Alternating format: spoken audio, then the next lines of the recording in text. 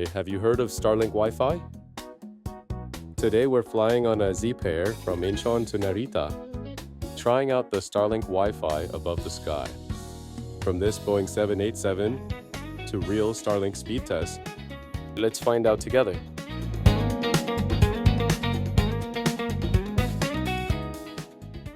Hello, good morning from Incheon Airport Terminal 1. Today we're flying on Zipair from Incheon to Tokyo Narita. Not Jin Air of Korea, it's Zipair of Japan. Zipair? Why is the name like this? The airline explains the meaning behind the name like this. It's said to come from the word zip, which means fast, and also means traveling through various zip codes. Pretty thoughtful branding, but to be honest, many people would just think of a zip file at first. At least we'll never forget the name. Zipair is an airline under Japan Airlines, a low-cost carrier specializing in medium and long-haul routes. It operates as a separate LCC brand. Think of the relationship between ANA and Beach Aviation, or Singapore Airlines and Scoot. In the 2025 Skytrax rankings, Zipair placed 4th among long-haul low-cost carriers. But honestly, the real reason I booked this flight is to test the free Starlink Wi-Fi on board. It's SpaceX's satellite internet service. By placing small satellites in low Earth orbit, it provides internet access above the clouds. Zipair already offered free Wi-Fi before, but starting May 8 this year, Zipair installed Starlink on their entire fleet. So, let's get this trip started. Zipair uses the K check-in counters. Today's flight is CG046, departing at 12:55. The check-in counter opens at 9:55. Zipair doesn't offer self-check-in yet, so if you have checked baggage, you'll need to visit the counter in person. I don't have checked luggage today, just one backpack to carry on. I heard Zipair is pretty strict about the 7 kilograms carry-on limit, so I weighed my bag, and it's 5.1 kilograms. No problem. Heading to security now. Right in front of the K counters is a security check lane for SmartPass users. Since May 28th, SmartPass-only lanes have expanded. In Terminal 1, they're at the west side of Gate 2 and the east side of Gate 5, which is here. In Terminal 2, they're at Gates 1D, 2C, and 2D. I already registered for SmartPass, so let's go right away. It was 11:14 when I got on the move, and I'll see how long it'd take to duty-free area. I came through security check and immigration, and it's 11:26. Only 12 minutes.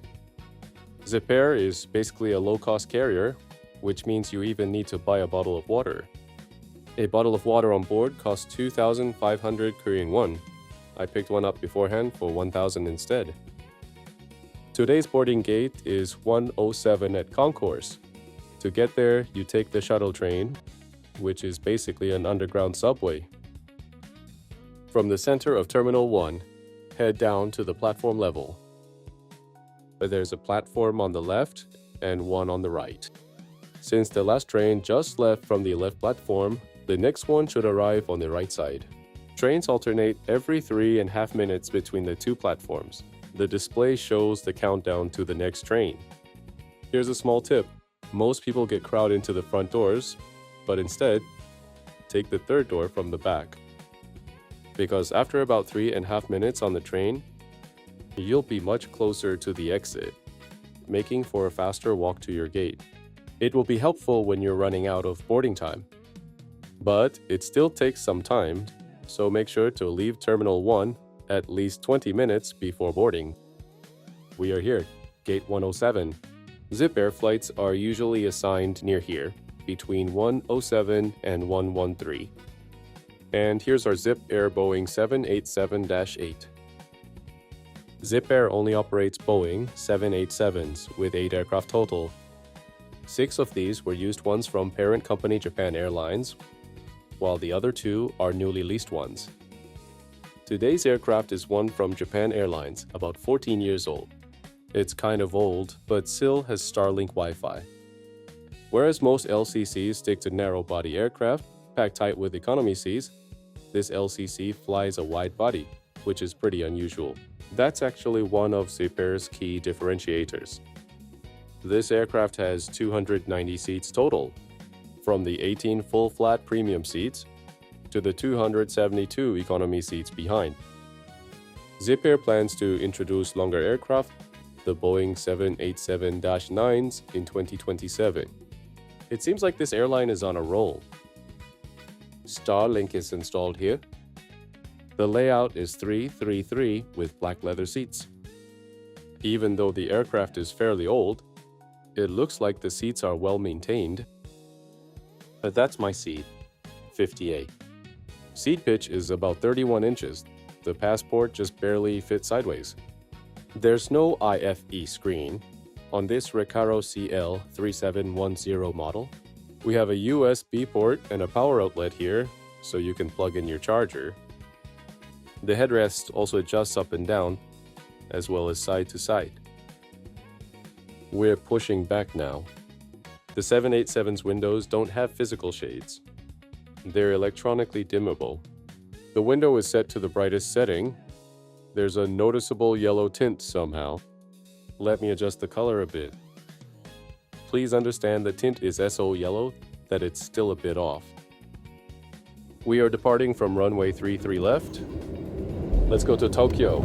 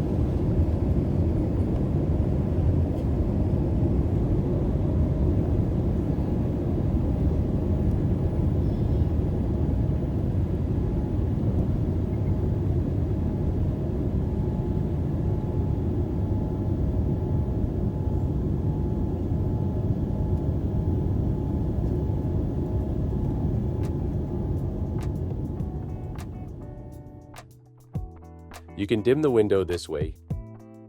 Press the button to adjust through 5 levels, and it gets dark slowly. Let's try connecting to the Starlink Wi-Fi. After joining the network, you scan the QR code in front of you to get online. But there are many options, but let's check out the flight map first. It's powered by FlightPath 3D from Betria Interactive. Look! The display quality is great and it's pretty responsive. You can check altitude, speed, distance, and time remaining, plus a 3D view of the aircraft and points of interest. For food, the options are pretty limited. Instant noodles, water, and a few drinks. The photos didn't load properly, which was a bit disappointing. There's also an entertainment section. You can watch a movie with your phone. As an F geek, Top Gun is a must.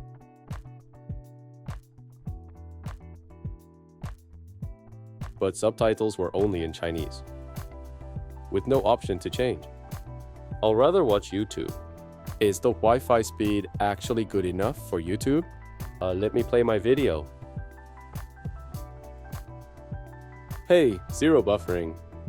Even when scrubbing forward, it handles it without a hitch. If you can watch YouTube like this at 40,000 feet, a long-haul flight would just fly by. Let's run a speed test on this Wi-Fi, whether it's worth the hype or not.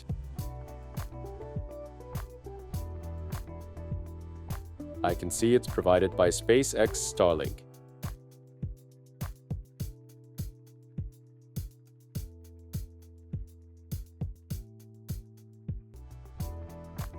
For download, I got around 41 megabits per second, and for upload, 26 megabits per second. That's pretty fast enough for most uses. I even made a video call to my wife with zero lag. Let's take a quick look at the seat. The tray table folds in half. Personally, not my favorite design. Oh, wait, what is this? Oh, looks like something the previous passenger left behind. It's a return leg, so I understand, but it wasn't the cleanest. The seat pocket had a safety card, an electronics restriction notice, and a sick bag. That's about it. And here's the lavatory. Since it's a wide-body aircraft, it's quite spacious. There's a baby changing table, and what I thought was a coat hook is actually an ashtray. Smoking is of course prohibited, yet by regulation, this has to be here. The toilet flush is sensor activated. You can just wave your hand near it.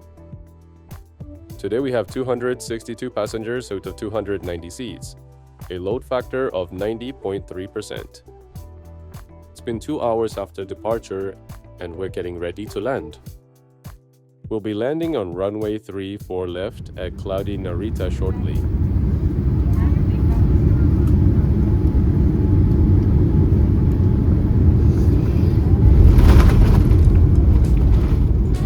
Today we flew on Zipair from Incheon to Narita with Starlink on board. You know, there are many airlines flying between Incheon and Narita, but very few fly a modern wide body like Boeing 787, and Zipair is the only one offering free Starlink Wi-Fi so far.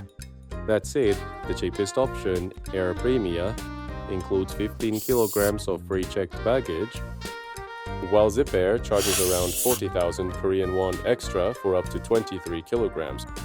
So maybe it's worth factoring in baggage costs when comparing prices. The Starlink Wi-Fi was really fast and smooth. Many airlines are also gradually rolling out free Starlink Wi-Fi. Maybe soon we won't need to tell our friends and family, "Taking off now, I'll message you when I land" anymore. If this video helped for your trip, a like and subscribe would be greatly appreciated. See you in the next video.